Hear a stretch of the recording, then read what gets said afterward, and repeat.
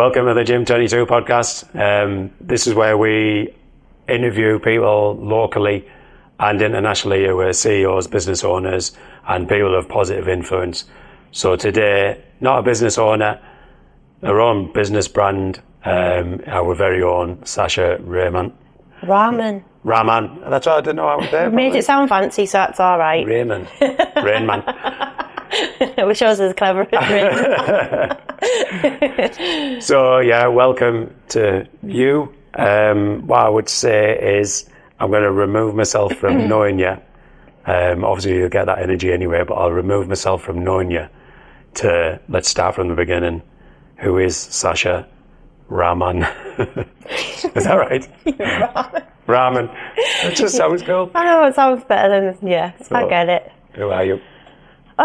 So, pushing 40, mum of 3, just got into, obviously, doing coaching and PTing, didn't really know where I wanted to be with regards to a career. I've done retail all my life, and then fell in love with fitness, seen the impact it had on myself, and wanted to give that to other people.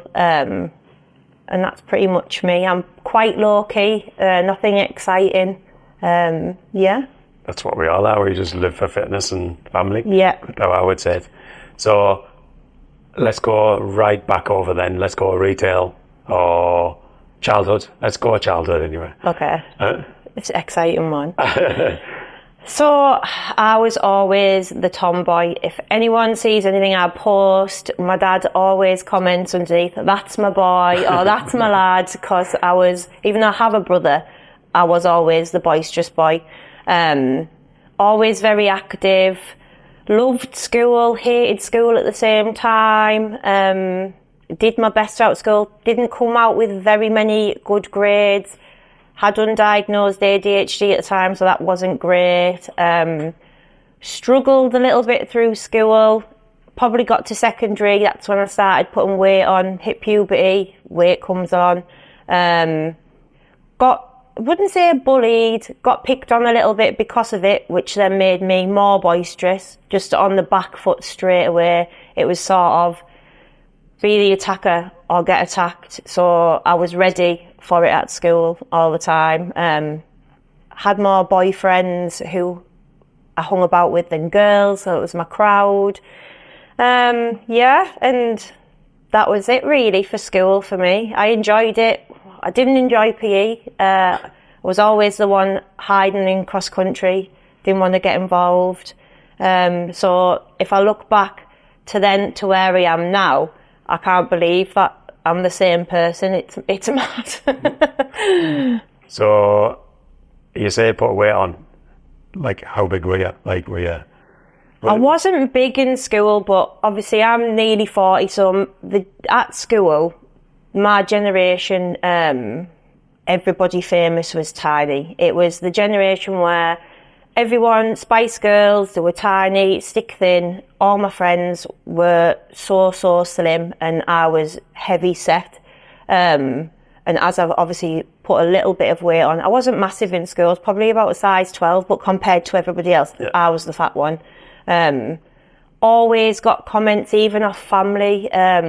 Like my family, my siblings are good-looking family, and it was always, oh, isn't Sasha bonny? She's got a lovely face.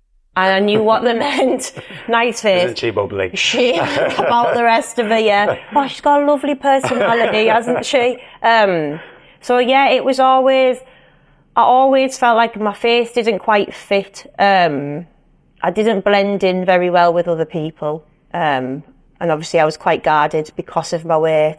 And over the time, leaving school, having my own money, my own income, disposable, being introduced to nights out, takeaways, my weight just didn't creep on. It just overnight, it was just a massive gain. Confidence? Weight up, confidence down? Yeah, I'd say my weight went up, my confidence. People think I am very confident because I like talking. Another good trait about having ADHD is that we are good at masking.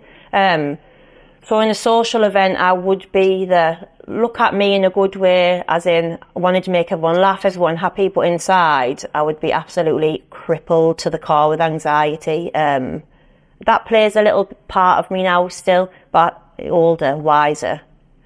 I think you do that anyway. Like, I think if if like when you're sad inside or thinking, you're trying to help others to be happy. Yeah. Because you understand when they're sad. Oh gosh, 100%. I see it all the time with my clients, and even not doing it for selfish reasons, but seeing them be happy and loving training makes me feel happy. Gives me that little buzz that I need as well as them. Like, people won't probably totally disagree with this, but it's selfish to be selfless. It's like everyone does something selfishly, and it's not a bad thing if someone gets help from it. You might go and say someone looks amazing while you're feeling down, then they buzz, then you get a buzz off that. So it's a little selfish act, but they feel good, you feel good. So it's not that bad of a selfish act. No. The thing with me, I need to learn to practice what I preach, because I give everybody the best advice, but I don't always take it myself. So that's probably one of my character flaws. We'll get on to them. Yeah. Oh, no, we will. So I've got a list of questions from people, but we'll go from that area. Obviously, you went into retail. What got you to go into personal training and fitness? So going from retail, I left working in retail probably about 9 years ago. Was a busy mum, and what I enjoyed out of doing retail was helping people. I loved it. I started as a Christmas temp in New Look. Within 2 months, I had my own department that I managed. I just love helping people. I buzz off it. So when I started my own fitness journey and people see me training, they were asking me advice. I would literally help anyone. It's something I really love to see in people, the way they change, how they see things. So if I can help them get there, I will. So many people said to me, why don't you do PT? And I didn't want to at first, because I felt like I didn't fit the narrative of a PT. As in, you see a lot of PTs now, and through no fault of their own, they're either naturally athletic at first, they haven't had to lose a lot of weight like I have, they look like a sports person, whereas I never, when I was contemplating doing PT. I mean, I looked a bit muscular, still had weight to lose, still have now. But as the time went on, and I did the course, I was going to put it on the back burner, and I changed my mind. We know why. We can get onto that later if you want. And I see now that there is a massive place for people like me in the fitness industry. People come to me because they know I've got the experience of losing weight, and they appreciate my knowledge, and not just my knowledge, but I know how it feels and I know how difficult it is, and I can really empathise with them. So turning all that, spinning it round, it's why I wanted to become a PT and coach people.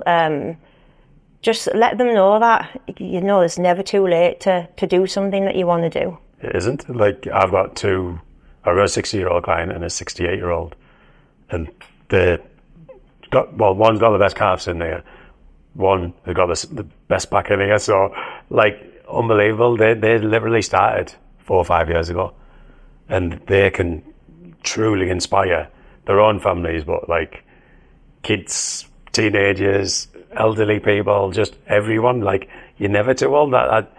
We're all losing muscle after the age of 25. That's the fact of it. If we don't do something about it by weight training, you become frail. It's literally, you're losing muscle. So why not do weights to slow that process down? And that's a bit where people don't get. So starting at 30, 40, 50-year-old, us as PTs really need to push that out a little bit more. That's something that I have not struggled with, but I push with my clients, because I do have people who come and like, I want to lose weight, but I don't want to get really muscular. And obviously everything with me is a joke. If I can make light of something, I will. If I can make something more if I can make a laugh out of it, they're going to remember it more. And I always go back to a story of, I was in Home Bargains one time and there was a couple, a fella and his wife, and she was looking at the protein powders and she was like, I might get one of these. I've seen loads of people taking protein. And he went, oh, don't be getting on that protein. You'll end up being able to throw me around the front room. And I was really chuckling to myself, but that is what people think, that you're going to do weights within a month, 2 months. You're going to look like Arnie. And if only it was that easy, we know that. It's not, but it's so important that we do build muscle. But women are so frightened too because they don't want to look masculine. So it's getting them to understand the process of how it works and why we do it as well. We'll go back to even like when, especially our generation, like Friends, they'll see Jennifer Aniston slim, but she used to weight train all the time. Yeah. And you can see it in her arms, you can see it in her delts. Lean muscle. Looking, strong, not skinny.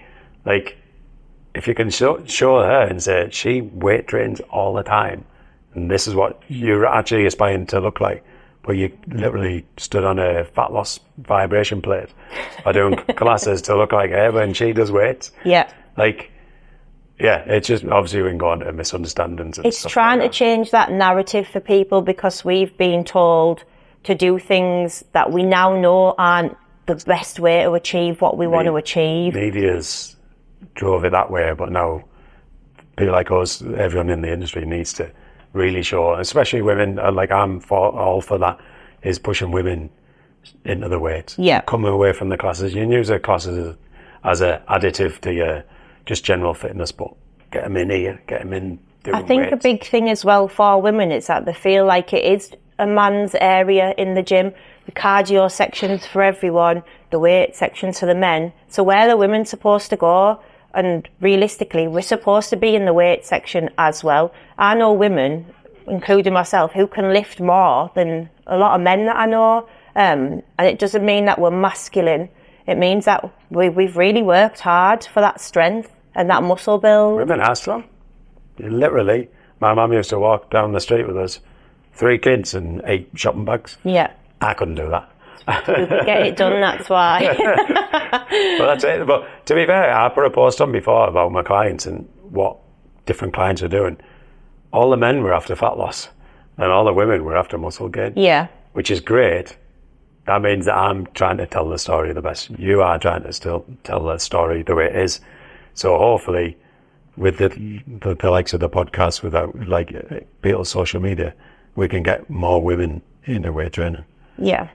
And if women, I said it earlier today, and I thought it was funny, but if women gain muscle that quick, they should sell that blood to every bloke in every gym across the country, and they would make millions. Yeah. Because women are very strong.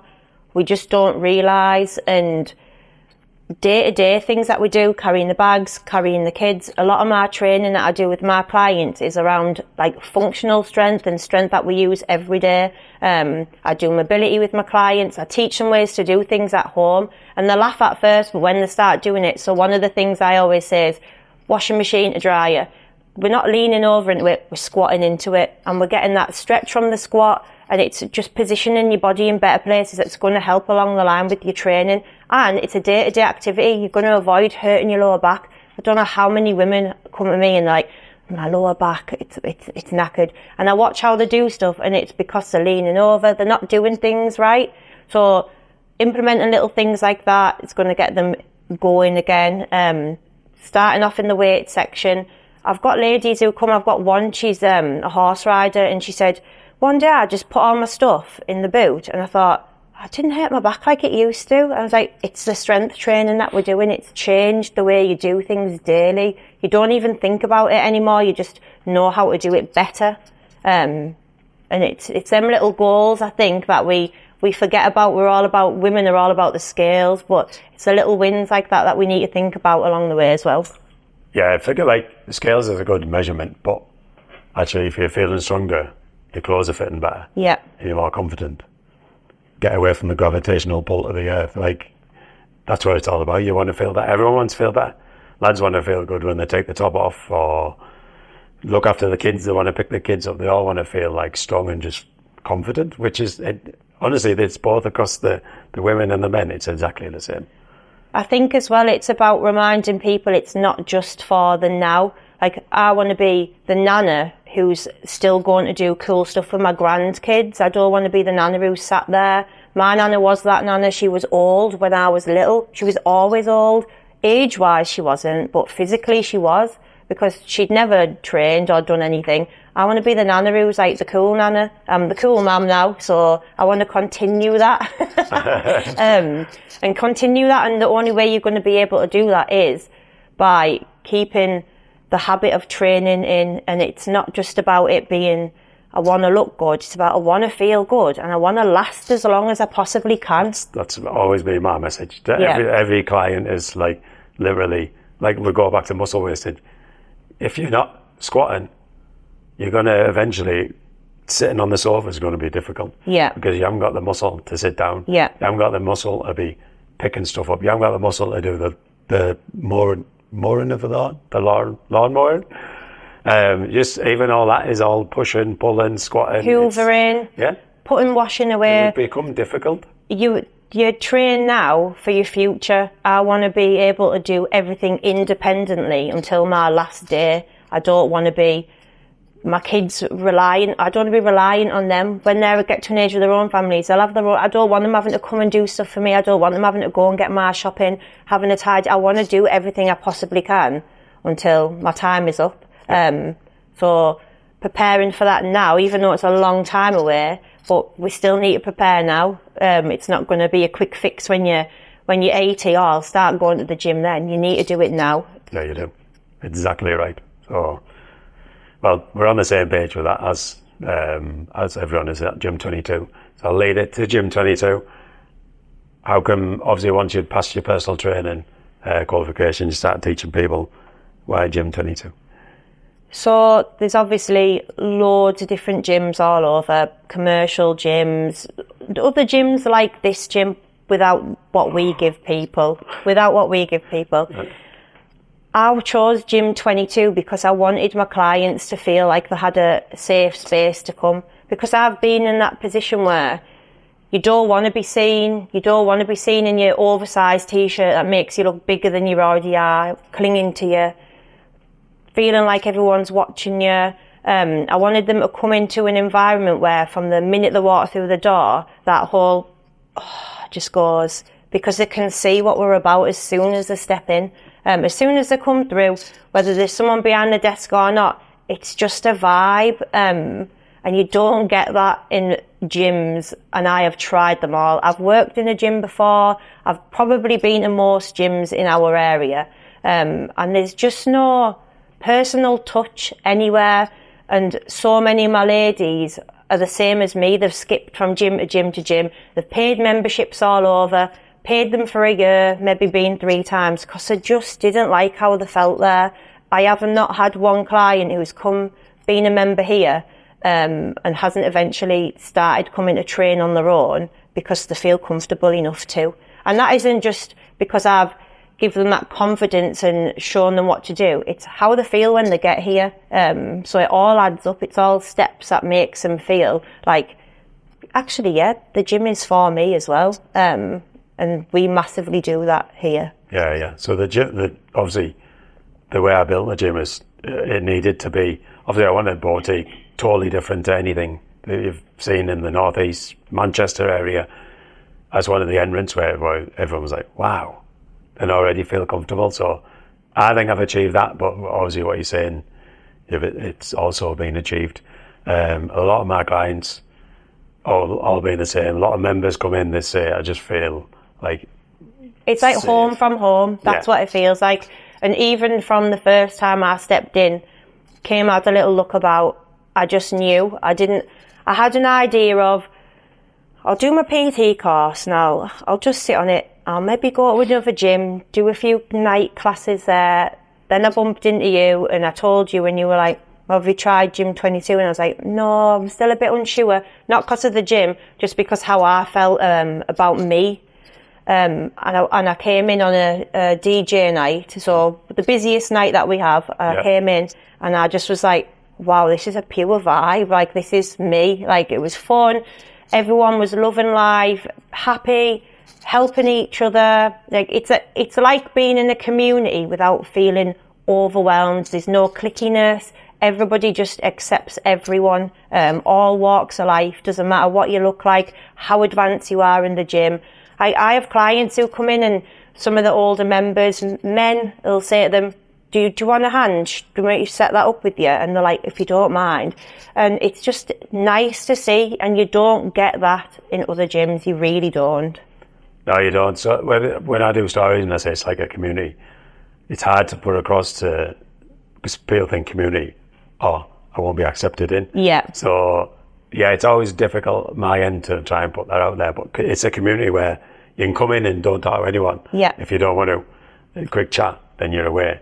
But you can talk to people, yeah. but also they know when you want to get on or when you want to be left alone. It is like a little, say family, but again, people do help each other. Like you say, everyone's from different walks of life, but everyone's got a common ground of feeling good. Yeah. And that's what they And the other common ground as well is that people forget, you're coming into a gym because we all want to feel better about ourselves. If we didn't, we wouldn't be here. Yeah. So people walk in and they're a little bit like, oh God, I don't look like I fit this type of narrative, but everybody is on the same narrative. We're here for a reason. We want to look good, feel good, live as long as we can. Yeah. And that's what it's about. I'd say there's obviously myself and Jake compete, but the 60, 70-year-olds, 80-year-olds in here, they'll ask us about it. Yeah. Which is class. So from the other way around of like a unconfident person coming in the gym, we want to go the other way and say, just because, like say, you're in shape or you compete, you still just want to feel better. Yeah. And coming that way around, so it shows you that we're normal people. Yeah. We just want to come in and you're approachable, and that's what helps. I think, the staff in here are approachable. The clients are, but it just shows that there's people who are asking your story, asking Jake about his story. People ask me, some of the men ask me about my weight loss story, and they're asking because they're genuinely interested in each other and getting to know a little bit more about you, and picking bits of knowledge from you that, although there might be men in here who have trained longer than me, they still ask me questions because everybody's experience of the gym, exercise, weight loss, health is completely different, and we've all done it in different ways. Yeah, 100%. And there's so much info out there that people are a little bit confused. And like, people do things different ways. Yeah. And if you're not there as an everyday learner, because we could have a 16, 17-year-old kid come through as a PT. He could do something a different way, and we go, it's different. Yeah. If you're not willing to learn and keep learning, you're finished, I think. As a PT, as a person, as a CEO, if you're not willing to learn from everyone. So one of my own sayings is, you can learn from an idiot. Yeah. Because they might just have that nugget of information that comes out and you're like, it's true, and it's a thing of shy burns getting out. If you don't ask, you don't know. And I say that to my clients. I still ask questions. I'll ask you or Jake a question. I'll see Jake doing something and I'll go, show me how you've just done that. I've not seen that being done before, and it's a new way, and it's always a learning circle. I know how to do it this way, but Jake's doing it another way. Oh, I'll give that a go. I quite liked it. If you don't, and you come in and you're just arrogant as a PT and you think you know everything because you've got the qualification, you're not going anywhere with it, because that just reaps out of you. Whereas if you're asking questions, I ask, oh my God, I fry your brain asking questions. But it's because I want to know, and I want to be the best, and I want to continuously every day better myself and my knowledge. So yeah, if you don't ask, you're not going to learn. No, exactly. Just for content, is the team here, everyone wants each other to do well. Yeah. And everyone, I've been around quite a few PD, they all want to hold this knowledge. Yeah. Like a secret, if I tell you, then you'll take my clients away, and I won't be the top dog, and we don't have that in our team, and that's what I love. And that was something else that I wanted to come here for rather than a massive gym. Because I didn't want to feel like I am in competition with anyone, because I'm not a competitive person at all.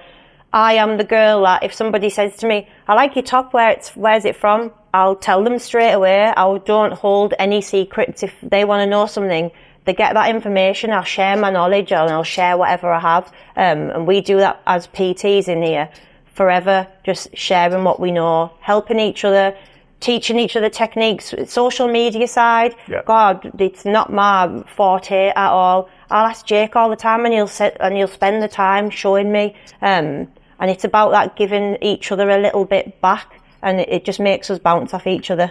Well, that's the thing that people don't realise. Like, just because you're successful doesn't mean that I can be. Yeah. It doesn't come out of my pocket. Yeah. Like, we can all be successful if we're all willing to, like, help each other, push each other. Like, Yeah, 100%. you're all building the tallest building, then great. Let's keep building each other. Yeah.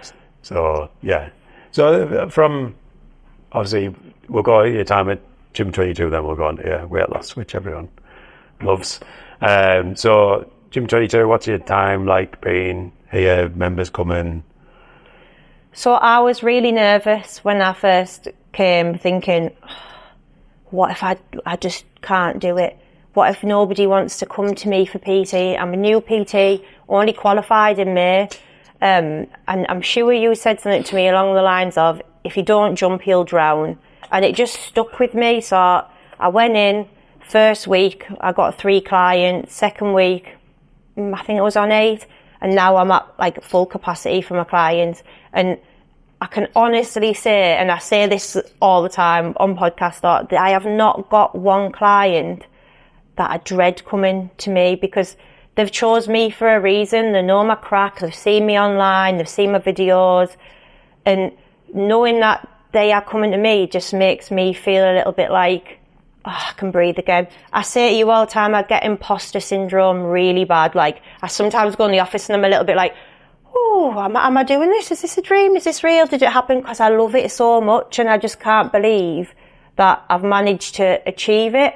My only criticism of myself is I wish I'd done it sooner. Yeah. Massively. I wish I'd done this 10 years ago, but you live and you learn, and you can't do anything about that. So I just push forward. Like, it makes you appreciate it now. Like, 100%. whatever you've done in your life, whatever's happened to you in life or for you, like, you need to just go with it, learn it. You can say, I should have done it 10 years ago, which is fine to say, but you are where you are now, and you probably appreciate it more now because you didn't do it 10 years ago. Yeah, and everything happens for a reason. If I had done it 10 years ago, I could have ended up in a gym what I absolutely hated, and then hated doing this and thought, this isn't for me actually, because I just don't like being there. Whereas all the steps have led me to here, which have led me to loving what I do. Yeah. So everyone, like, I tell everyone about what your weight loss and everything. I pretty much say, she's lost me in weight. Yeah. So how much have you lost? And how long? That's one that... So, weight loss, I've lost 11 stone. I've obviously built quite a lot of muscle as well at the same time. But scales-wise, I've lost 11 stone. Took me 6 years, just over 6 years to do it. So when I wanted to have another baby, so my third, I couldn't get pregnant, and I was overweight, and I couldn't get pregnant. Went to the doctors, they had loads of little tests done, and they told me I had polycystic ovaries. So biggest thing you can do for that is weight loss. So it encouraged me to lose weight. So I lost 2.5, 3 stone, fell pregnant, put 5 stone on. Like, I've done every pregnancy. Blame the baby. Yeah, it was his fault, a little fatty inside me. Had him when he was born. He was poorly. He was in hospital for a month, and I just went down this really dark hole. It was awful. You have this baby, you don't expect anything to go wrong, especially your third year. You know the drill. You know what to expect. You think you're going to drive home with your baby. I never. And he was really poorly for a month. So I was going home, coming back to hospital, sitting with him all day. What am I doing while I'm sat here just looking at him in a cot because I couldn't do anything? I just sat and ate, and I put so much weight on. Then when we finally got home, I was still in the whole thing of, germs, bubbles, don't want to go anywhere with him, like, keep everybody away from us. And I stayed in, didn't do anything. And I just went down a real... it was traumatic, and it really think it was postnatal depression? No, I think it was more like, I think I had like PTSD. Even now, if the kids are poorly, I dread going to the hospital. If I think it's going to be something that they need, because I feel like they're not going to come back home with me. And it's a horrible feeling. And it just made me not want to go anywhere. I've got hardly any pictures of me with him when he was a baby, because I just hated what I seen. And one day I just thought to myself, you know, like, what are you doing? You're better than this, as in, you've trained for years previous to having your third baby. You know what to do. You're just not implementing it, and you're just making yourself feel worse. And I'm not being the best mum. I want to be the mum in the playground or at the park playing with him. I didn't want to be the overweight mum who was embarrassed at sports day, thinking, oh God, I hope the teacher doesn't want me to do the rate. Then that's where I was at. So the main thing, like the pinnacle for me, was I didn't want my kids either to feel embarrassed by me. I felt embarrassed by me, so I didn't want them to feel it either. And they were my main reason to get back on track, and to all the things that I knew, to put them back into place and start again. And they've been my motivation throughout, even when I decided to do PT, do the course. They were my motivation behind it all, and they always will be. Class. Yeah, I think that to give people an understanding is they need to find that why. Like I say, loads of lads will come to me and say they want to feel better on holiday, but then you dig deep down to their why, and there'll be all sorts of different things. It isn't just to look good on holiday. They've either bullied, or parents telling them they're not good enough, the third child where they don't get that much attention, or second, whatever. It's a different why to look I just want to lose a bit of weight. But then there's always something deeper. The more you chat with them, there's always that deeper thing. So yeah, I always say find your why. The why can change as well, where people don't understand. Your why isn't always your why. It does change. So yeah, I think start with that. That's the biggest thing, because then the days you don't want to come in and you can't be asked. Oh my God, and we have these days, even as PTs, you have them days.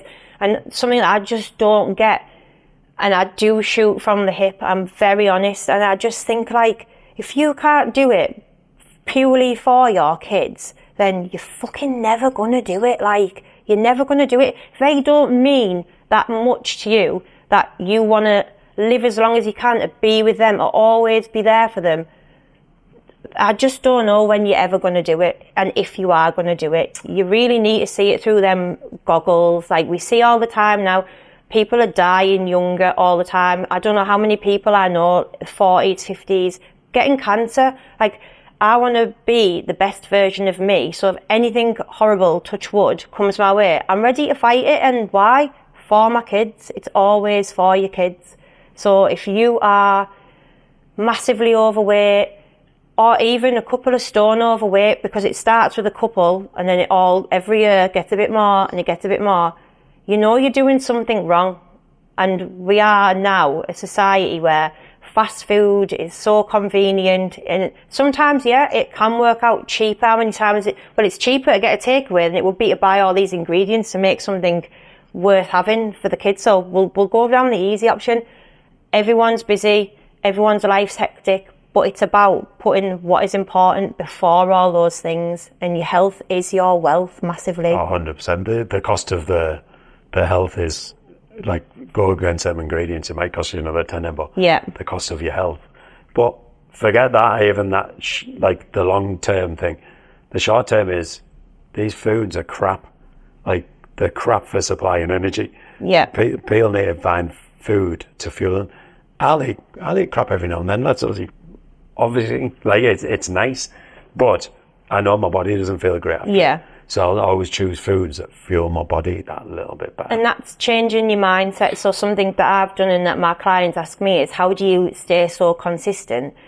And the reason is because I've educated myself on nutrition, and having ADHD comes hand in hand with, like, addictive personalities. A lot of people who have ADHD have drug problems, alcohol problems. They're addicted to something. It's a fact. Mine was food.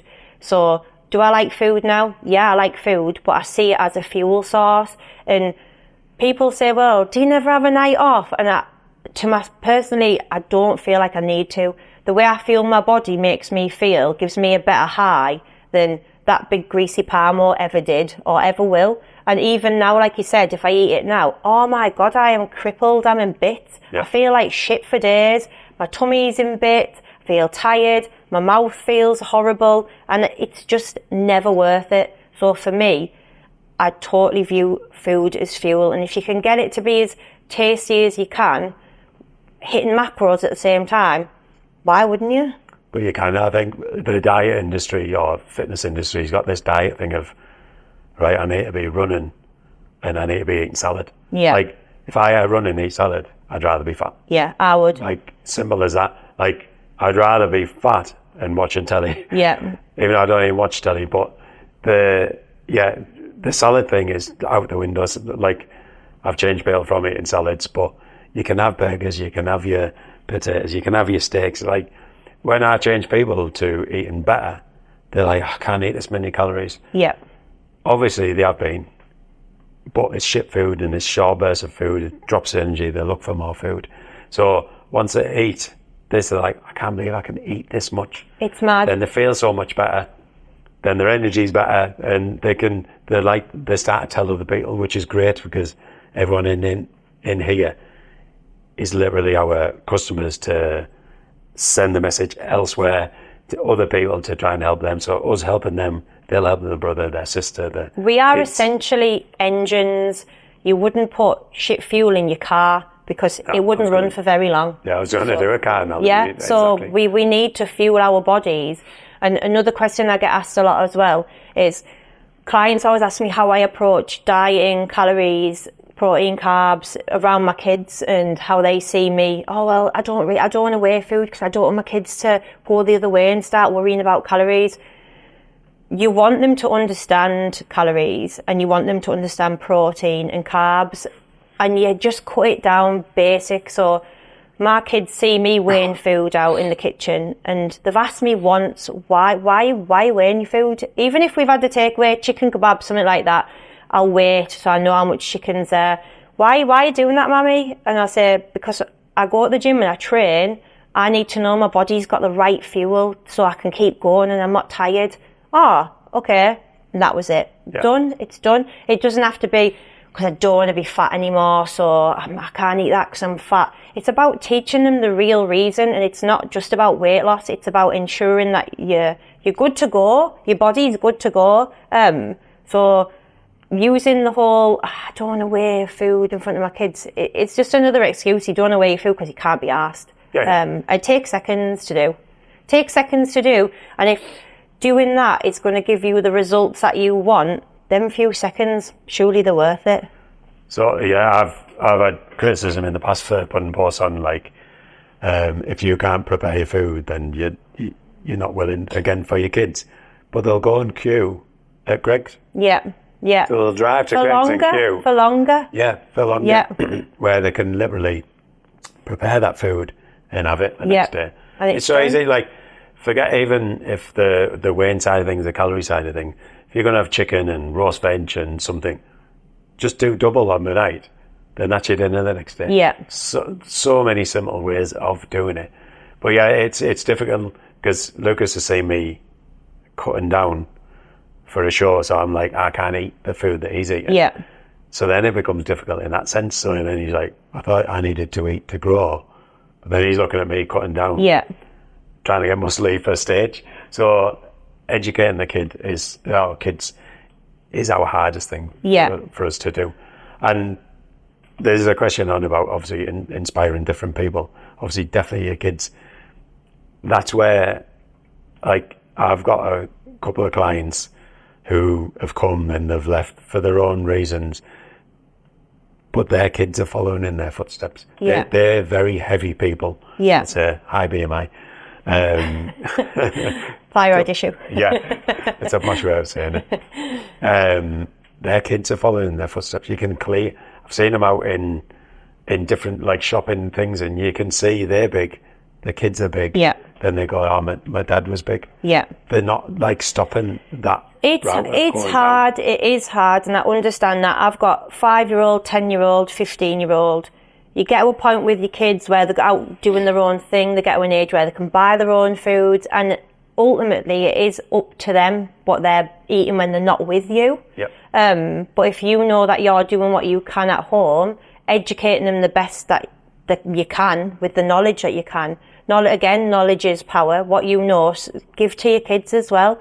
I have clients who come to me and they're like, well, my son's like this, but my daughter's bigger, and we're all different. Hormones in boys and girls are different. Puberty is different for them. But if you were giving them the right tools, then you can't do any more with that respect. But again, I bet you get asked questions all the time about like, so do your kids just eat chicken and rice like you and a bit of broccoli?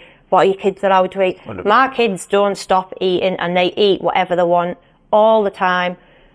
But they will go to the fridge. Can we get a snack? Yeah, what do you want? They'll maybe get a cereal bar, and then out the fridge they'll go and they'll get a box of grapes and sit and eat that at the same time. Or they'll get a chicken that I've made. They'll sit and eat a bowl of chicken, and then they'll have a tub of ice cream after. So they know that they're eating good foods, and they're still allowed foods that we class as not great, because the reason they're not great is because they're not nutritionally beneficial for them. But you've got to let them have that taste of stuff. And I think that was one of the things that was my downfall when I was a kid. My mum liked cooking, and it was all homemade stuff. We didn't get takeaways. We rarely went to McDonald's. There wasn't crisps in the cupboard. So as soon as I had my own money and freedom, you what? Bring that food to me. I can do what I want now. And I did, at my own cost. Yeah. It's the education. Like I said, they can. I would never keep chocolate away from him, sweets away from him, because he'll get to a point where he's been so restricted. You just go crazy. Literally in prep, if someone's been in prep, they'll go crazy. But that's what kids would do. Yeah, that's what I definitely did. Yeah. So I'll let him free with stuff like that. But yeah, I get asked that all the time. I do push Lucas into eating that. But we had one before. We got the outright bar from America, which was pretty much whey protein, honey, and oats. One of the best bars, like natural bars that you could get. And we give Lucas it, and someone commented saying, you can't give him a protein bar. Their kid was munching on Magic Stars. Yeah. Magic Stars are great. My kids love a protein shake. They love it. And I've had people say, are they allowed protein shakes? And I'm like, it's protein in a shake. So instead of going, when we go to Tesco's, and they would usually have got like a Yazoo milkshake, something like that, we'll have a protein shake instead. Like Zane, he's 10, he'll have his tea and a protein shake instead of something shit that he would have normally have had. So we've just made those swaps, and they haven't even noticed. They don't even notice. I have to hide protein bars in my house. Like, they'll sniff them out because they're like dogs. They'll sniff them out wherever they are. But they don't notice a difference taste-wise. So it's about making choices that you get away with as a parent. They don't know. And if you're sneaking that little bit of protein in it, then you're on a winner. Yeah, like I say, with the Magic Stars and the outright bar, there's 4 ingredients, or there's 300 chemical ingredients. Like I say, I'm not saying Magic Stars aren't nice. I'm going to get in food now. Yeah, they are nice, but there's how many ingredients? You say, read the ingredients. Tell me how many you know. Read these 4 ingredients. Tell me what you know. Yeah. So yeah, again, educating kids, but it's educating other people about protein. We had a person in here saying, can a boy have protein?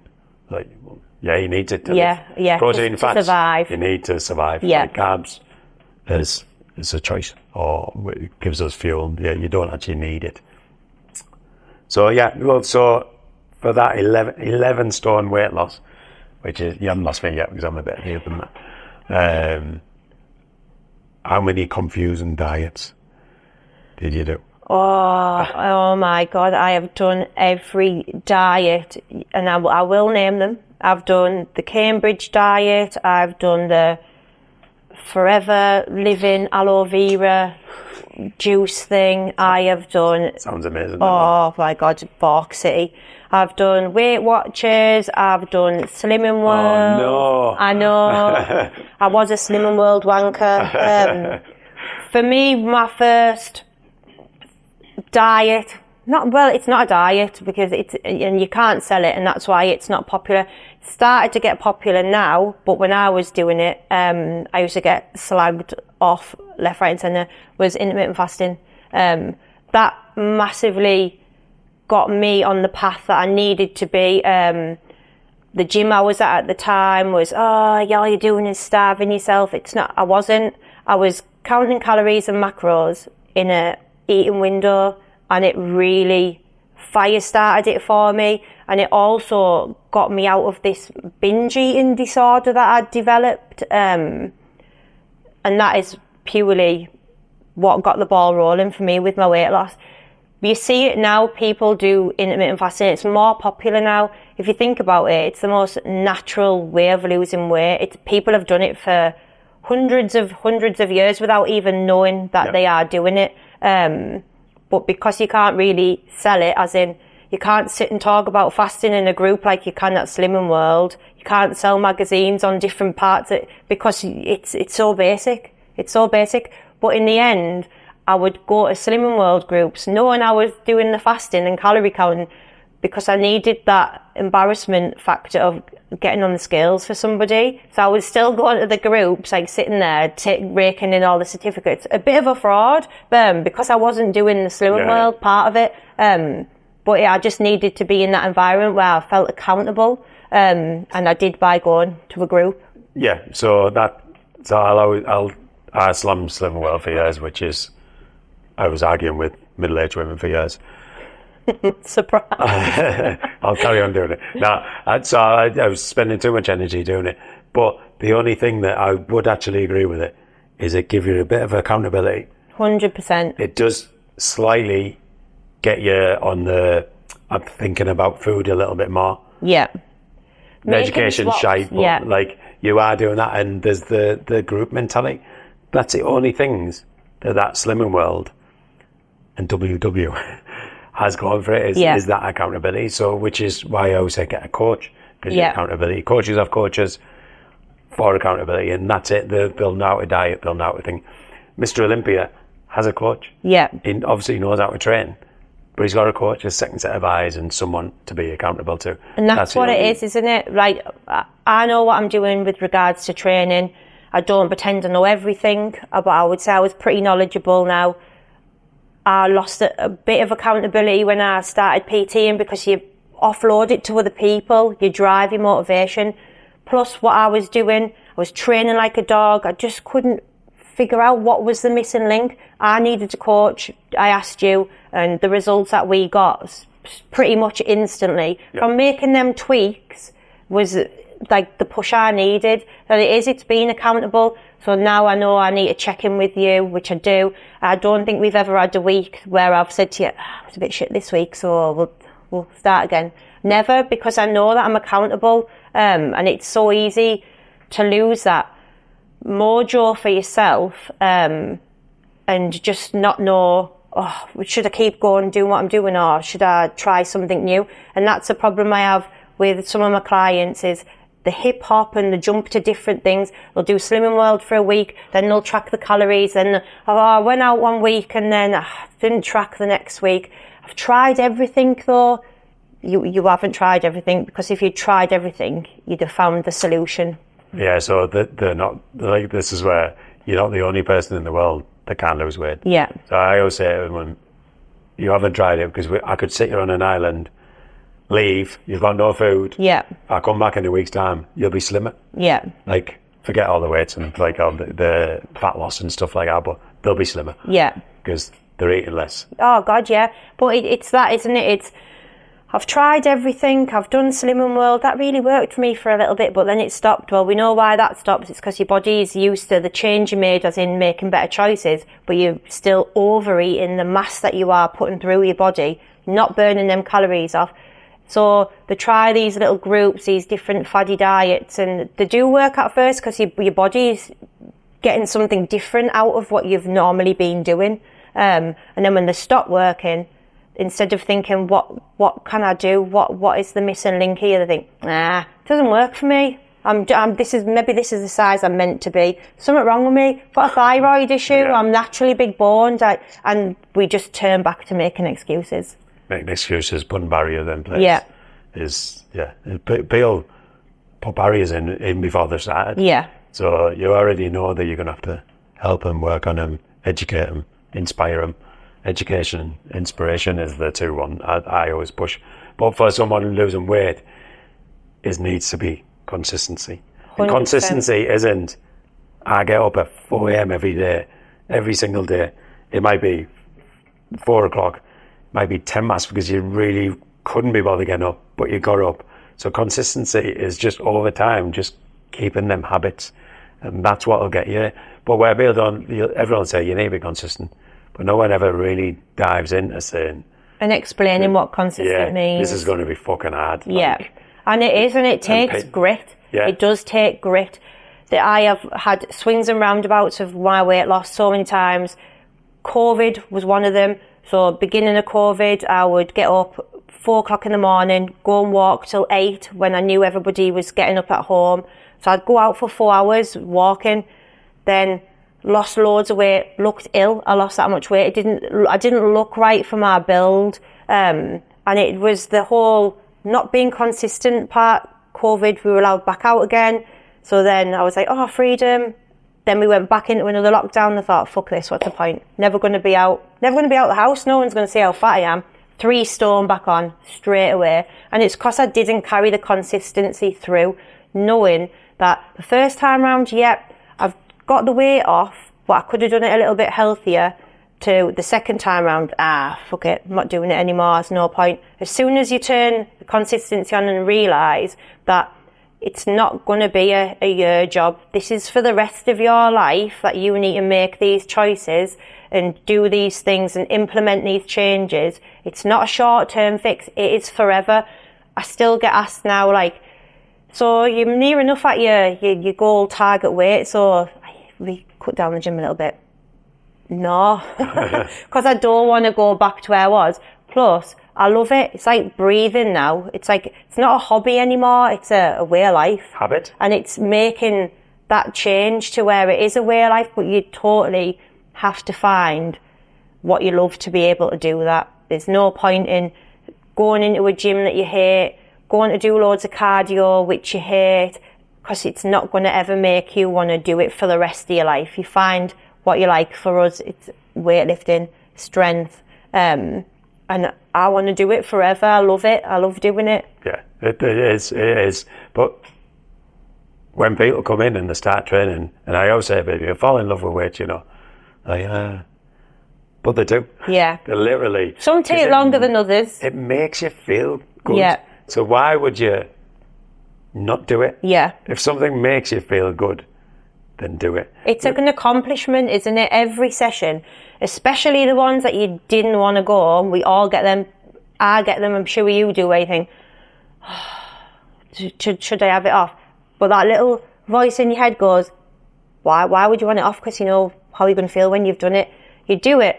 And they can be your PB sessions that you never thought were going to happen, where you've done the most that you've ever done, and you think, oh my God, I'm a champ. Look what I did. I didn't even want to go. And people always, I want your motivation. You're like, no, you want your own motivation. Yeah. But motivation, I say it all the time. Some people disagree, some people agree. It's bullshit. Yeah. Because not every day you're motivated. You're motivated to get in and help people. But motivation comes and goes. So if you've only done it when you're motivated, you never really do it. Yeah. You wouldn't get anything, because 2 days a week you might be motivated. The other days you just have to get in, and that's the discipline and the consistency. And it goes back to the saying, doesn't it, that nothing worth having is easy. So you know that it's not going to be easy, and once you get your head around that and you know that it's going to be hard, then you suck it up. You've got to suck it up and do it. No one can do it. You could write a plan, I could write a plan for someone, give them the calories, the nutrition, and I say to my clients all the time, I can't do it for you. I can't stop you putting them things in your mouth. I can't stop you drinking what you drink on the weekend, hungover the next day, takeaway. That's all on you. So we see people often who come and train, they love the training, they don't get into the nutrition side straight away, and I'm not really seeing no changes. Is it what we're doing in the gym? Absolutely isn't. It's what you're doing out of the gym. And it's getting them to understand that there's no pain, no gain. And unfortunately, especially if you're in it for losing weight, and I'm really honest with my clients and myself, you've done that to yourself. You've put that weight on. When I weighed 2 pounds off 23 stone, I hadn't been in a cage and someone was force feeding me for years. I'd been doing that to me, and I have to be accountable for my own actions, and it was my actions that got me there, and it's then turning it round. So it's only my actions that are going to get me out of that place as well. And it's flipping the switch. It's true. Like when you're at 23 stone as well, when people go about, it's because I don't exercise. Like, no, because you've had too much. Yeah. For the exercise that you haven't been done or do. I could go and sit in bed for the next year. Yeah. And I could lose weight. It doesn't mean I have to put weight. I was 23 stone and I was at the back still doing club size classes 3 to 4 times a week at the back because I didn't want to be seen, especially if they were going around filming the class. I used to think, fucking hell, if I'm on this film, my arse wobbling all over, I would be mortified. So say 23 stone, the scene, yeah. Yeah, I was hard avoiding me, if I can't believe me. But I went still, so I knew it wasn't me not being active, it was the food that I was eating. Yeah, food I was eating. Like I said, you can only make that choice, that decision for you, and it's a bitter pill to swallow. And I hear people say all the time, I'll lose a little bit of weight, then I'll join the gym. Just go in guns blazing. You've got to do it all together, and once you do, it makes sense and you understand, that this is what I need to do to make these changes now. So from me, like I've helped hundreds of people. Brag. Yeah. People look at me and say it's because I'm in shape. I'll only attract people that like want to look like me. But if all my ladies want to look like me, then they're obviously not going to do it. Unless the one I identify as Gav. But I think you're truly inspirational. And I think like women are coming to you because I'll say you're normal. You're not normal at all. Which is fine. I think so where I want to go with it, sorry, not articulating it very well, but they'll see a Gymshark girl. Yeah. Not many people, I don't think many girls are going to go to that girl. You have a good story of losing weight. Yeah. You're normal. You say normal. No matter what your knowledge was in training, people want to come to you because you help them. Yeah. And you inspire them, you really push them, you motivate them, and you're positive. And that's where I think a lot of PTs can learn from you. Is this me giving you a compliment? I know, I'm about to know how to take this. Like, you could have zero knowledge, and you could get people in here and literally be positive, vibing, pushing them, helping them, just encouraging. And that's how you really help people. Then your knowledge is extra on top of that. Added bonus. I just, my thoughts of life and how I try to see things, because I have, especially being undiagnosed with ADHD until I was in my 30s, I never felt like I fit. I've always been a social butterfly. I've got friends. I've had this conversation with you. I don't have a best friend. I'm everyone's friend, but I haven't got my own people. But I like to make people feel good about themselves. It's selfishly, we said earlier, it makes me feel good about myself, and I truly think that your vibe attracts your tribe. And if people coming to me and they're coming for a PT, they offload with me, they tell me, it's like what hairdressers, we know everyone's secrets, PTs do as well. Yep. They trust us with their stories, their problems. There's nothing worse, and I know because I've had PTs in the past, where you go and you go out feeling more deflated or more heavy than when you went in. And if you can just get through life by being as positive as possible, no matter what, I think you're winning. And that is my mantra.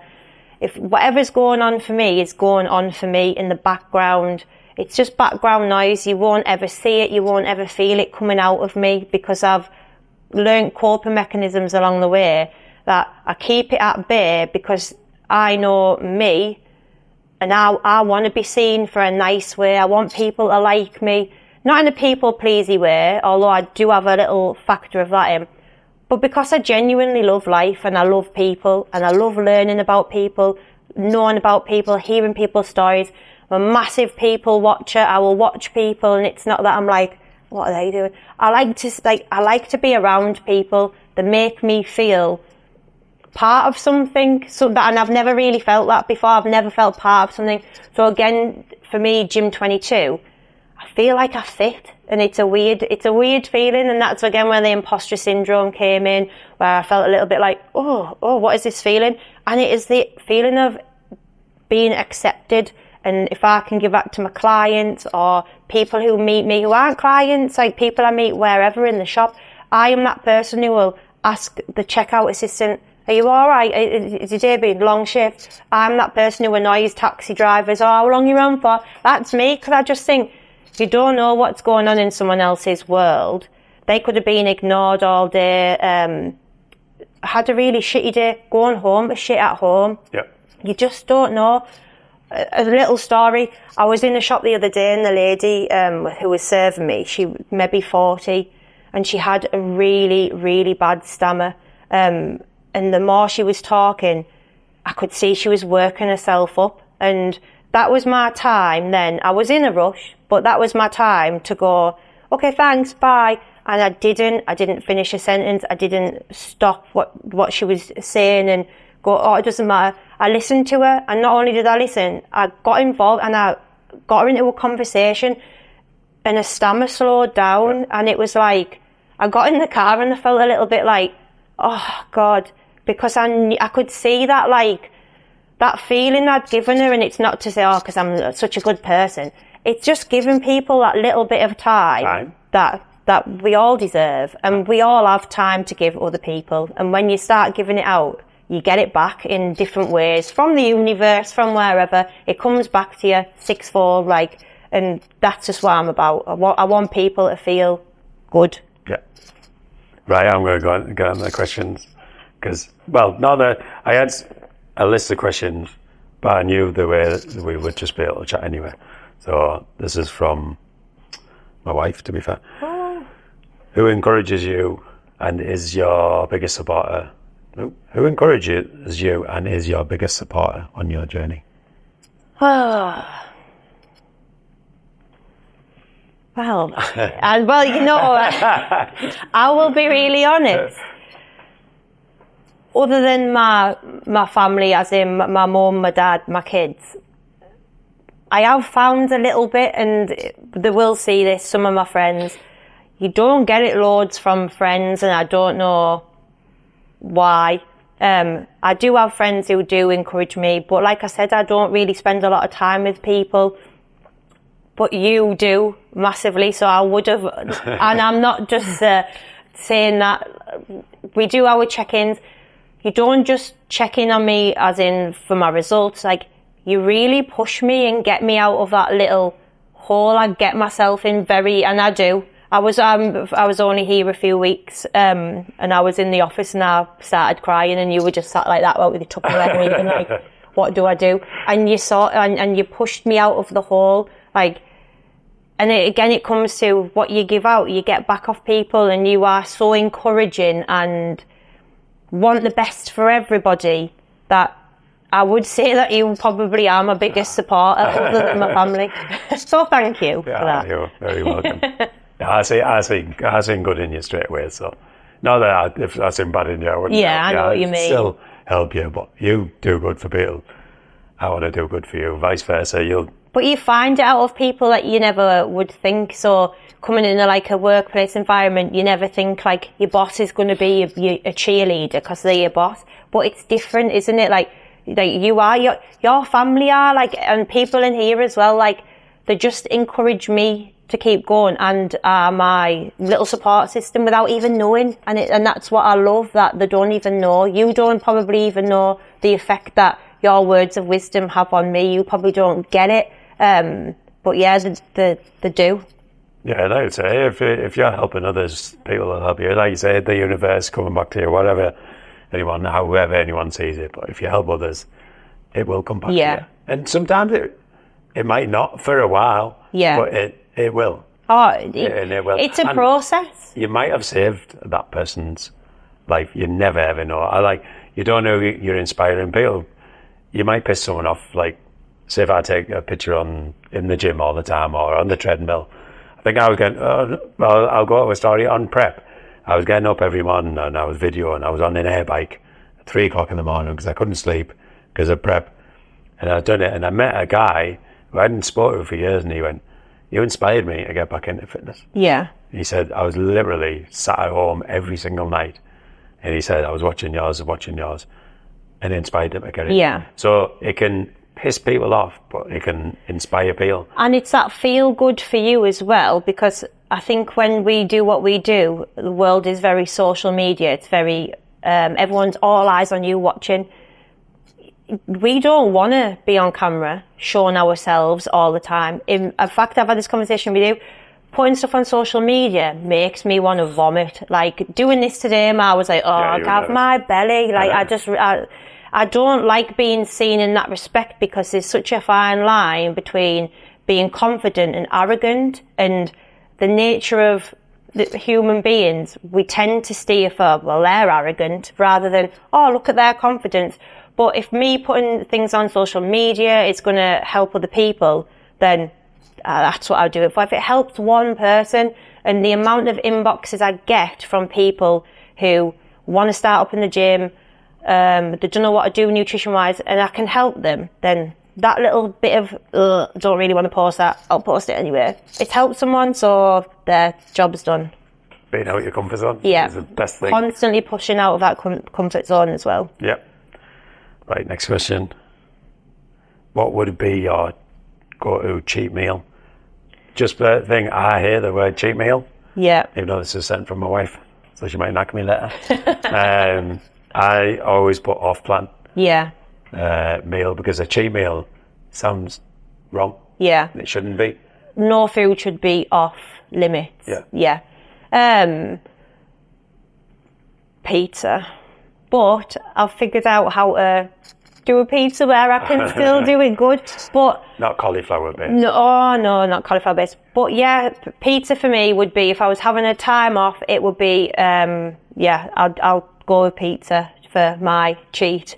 But I know I sound like I'm being a goody two-shoes. I don't ever feel the need to do that anymore. Yeah. I feel like I ate that much to be a heifer in the first place. Like, I've had my fill of all them foods, so it doesn't really bother me. Saying that though doesn't mean to say, like, if it's a kid's birthday, I'll have a piece of birthday cake with them, I'll celebrate with them, but I don't feel like I need to do it often. But yeah, pizza if I was gonna. You still get loads of discount codes sent to you from when you're eating. Oh my God, yeah. It's like the devil, isn't it? Like 10% off, 10% off. Sasha 10. Yeah. They probably think I'm dead, don't they? I think the food places have closed down now. I've stopped ordering. So you look incredible, and you are honestly an amazing motivation for anyone. But do you still find it hard to see how amazing the way you look now? Oh, that's nice. But yeah, you've seen me already. I'm like, a compliment. I don't know where to put that. Yeah, massively. Like we've said, I don't fit the narrative of the usual PT. I've lost a lot of weight. I have loose skin. I have stretch marks. Still need to lose a little bit of weight. So I find that I can sometimes hyper focus on what I still need to do, rather than on what I've already actually done. So like, you'll be saying, Sasha, how much weight have you lost again? Tell my client. And inside I'm like, oh God. I'll feel, it's not I'm embarrassed to buy it. It's that sometimes I really don't sit back and think, fucking hell, you've done really good. Like, I find it hard to do that. Even though I champion all my clients to do that, I find it hard to do it for myself. I am only human. I do. It's weird, isn't it? Like, people give me gifts and stuff. I find it hard. People give me compliments about the gym. I'm like, I go all like sheepish. Don't know, but you'll be the first to give them to people. You're probably one of the most generous people I know. You're forever giving out to people. But when it comes back to you, you sort of don't know what to do with yourself about it. It's quite embarrassing. Probably look a bit ignorance. But I find it hard in that sense. I think people, like, if someone's in shape, like, so a lot of PTs, they all look the same. They all look the same. They all look in shape. So I truly believe, I didn't obviously go and hand select you. Just how it aligned. I think the way you look and the way you are and the way you act and the way you show yourself a kid, I honestly, to go back to it, I think is the kind of the future of PT. Yeah. Because if someone's in shape, definitely, people misjudge me because I'm always pretty lean. So the thing, I was born lean. Yeah. And this is how I am. I've heard it loads of times, like, oh, you should be fit.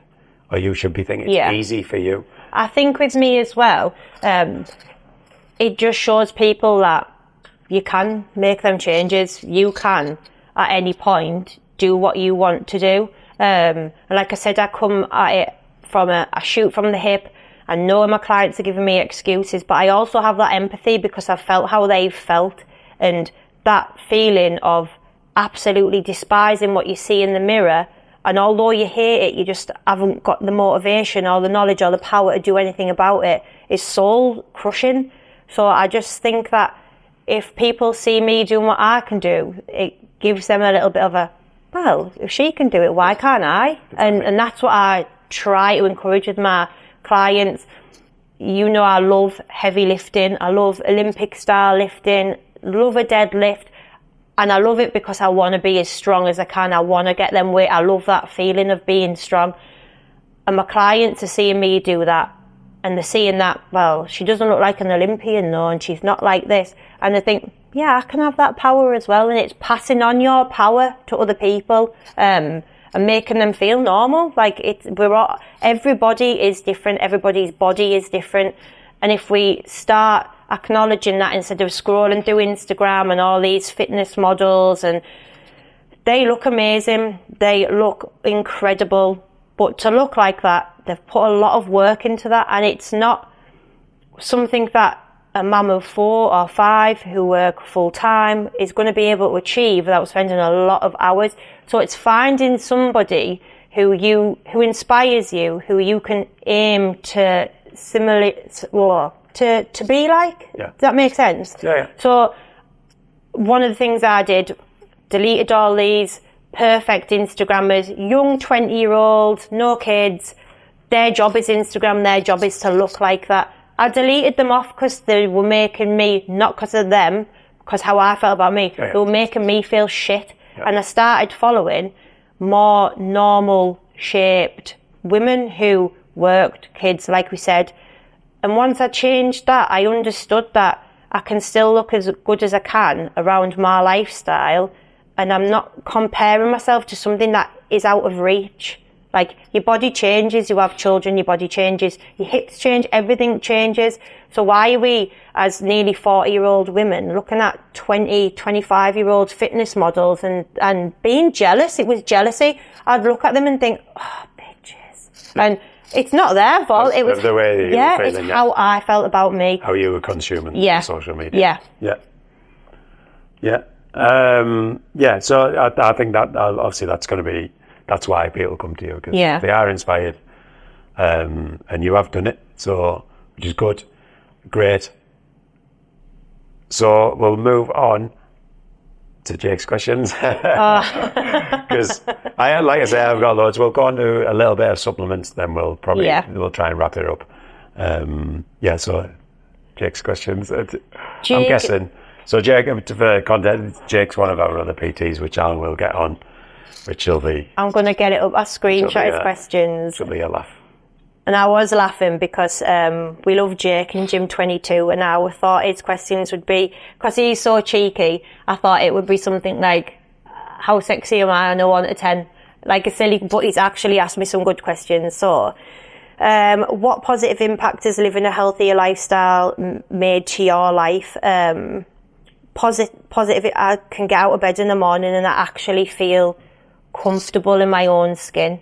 I can wear clothes that I want to wear. I used to work in fashion, and I used to dress like an old lady because always a cardigan on. So this is the thing I have with my clients. If we ever do anything cables, arms, anything tricep, I call them the cardigan burners because we want to have our arms out instead of hiding under a cardigan.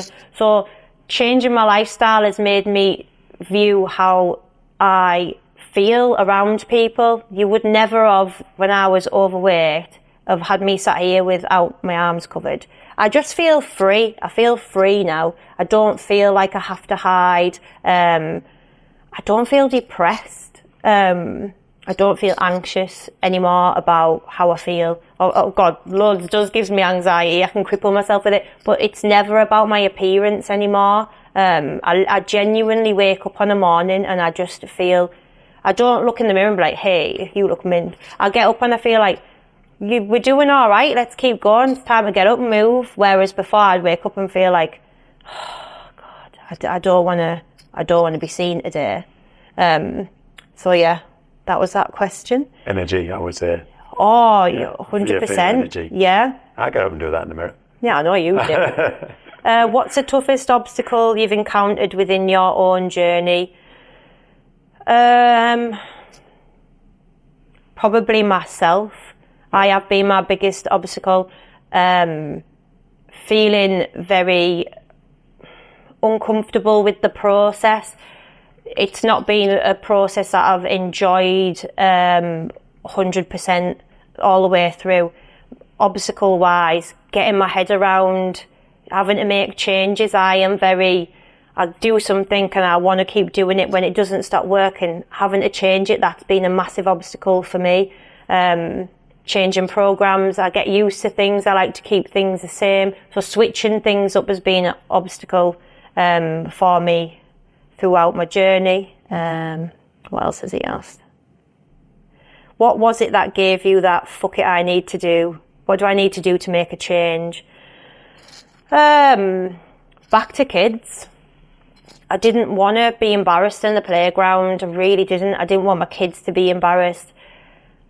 I felt a little bit like I was embarrassing my family as well. Like, they never ever, my dad is like me, shoots on the hip, that's where I get it from. He never ever made me feel embarrassed, but I'll be really honest, but when you're that overweight, people do look at you differently. And I didn't want to be viewed as a slob, oh, she's lazy, greedy, a sloth, all these things that we look at and think of when we think of someone who is massively overweight. We never dig deeper and think, well, why are they like that? It's always surface level. And yeah, it was that. I just didn't want to feel like that anymore. Yeah, I think, so I try and say to people, your body's a reflection of your habits and your lifestyle. So I work with CEOs, CFOs,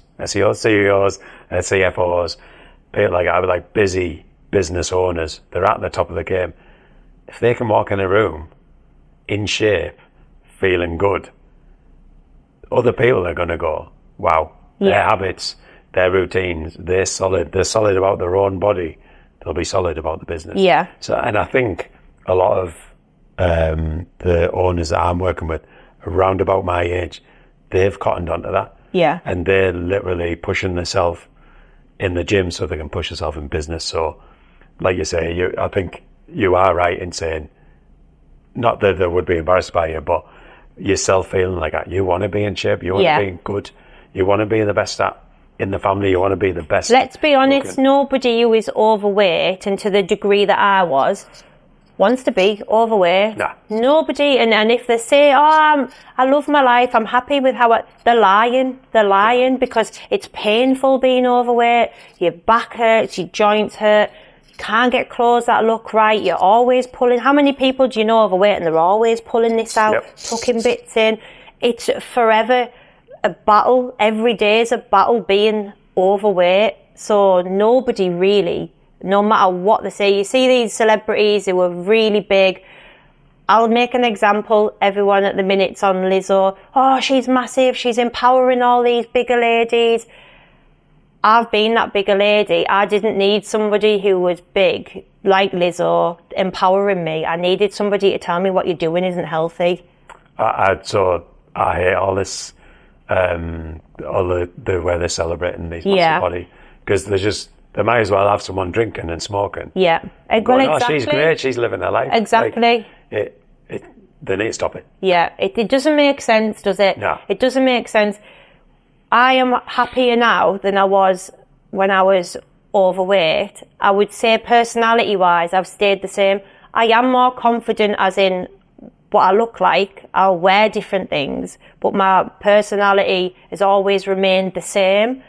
But you see people, don't you, and they're not, you can tell there's something underlying with them. You can tell they're like a butterfly that needs to be brought out. Yeah. Why wouldn't you want to do it for that reason? I just don't understand. Why wouldn't you want to allow yourself to be your true, authentic self instead of hiding behind this weight? And it can go one way. People who are overweight, which I was bubbly and loud because that's their little protection, or they just go within themselves. Or you could just lose weight and be authentic instead of following this narrative of, well, everyone's overweight now, and the clothes shops do up to a size 30, so it's all right to be. It's absolutely not. Yeah, it's not.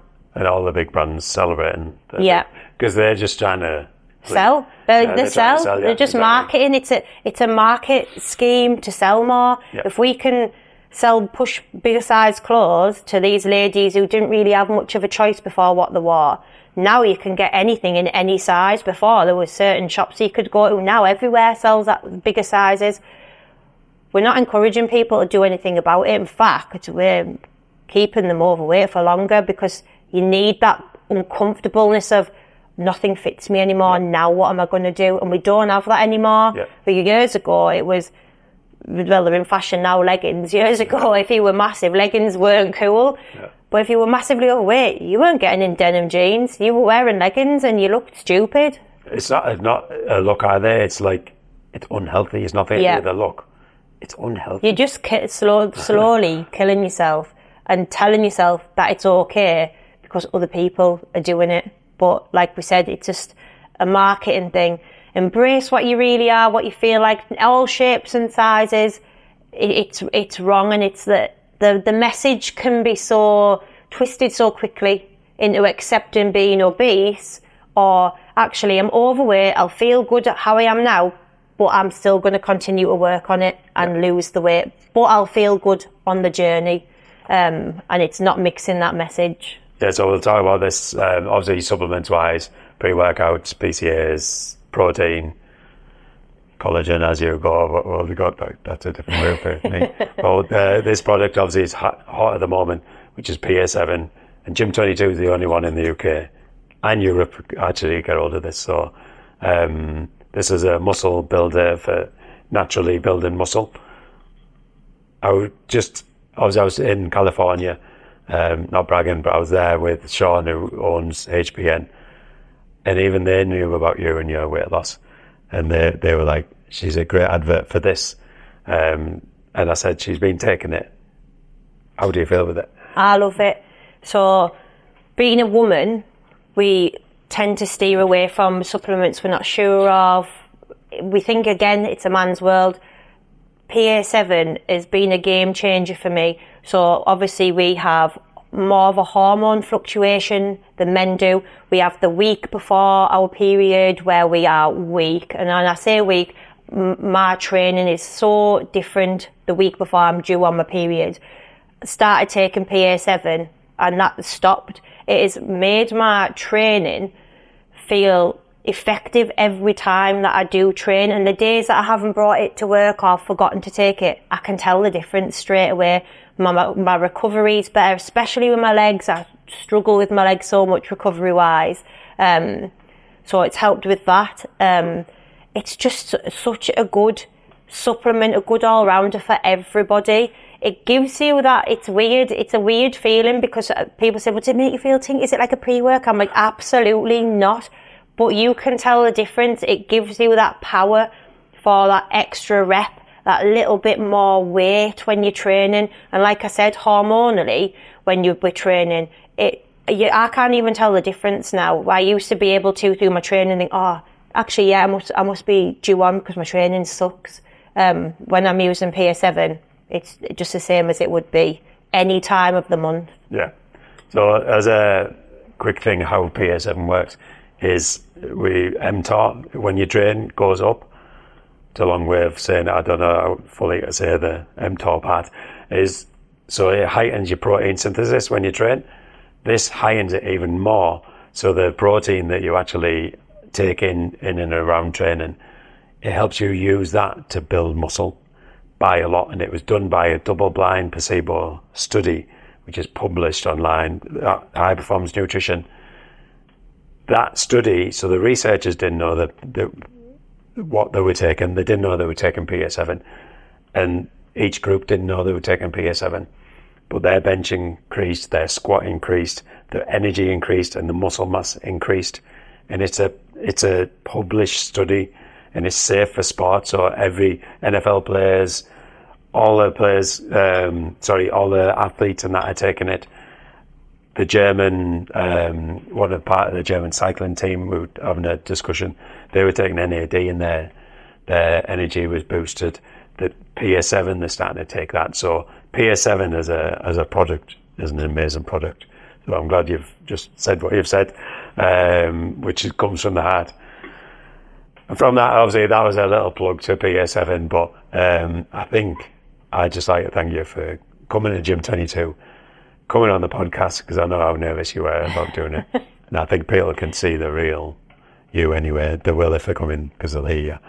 But no, I honestly thank you very much. Well, thank you for asking me. It was definitely out of my comfort zone, but I'm glad. We have to do these things. It makes us feel alive, doesn't it? So thank you for asking me. GYM22 power. Yeah. Thank you.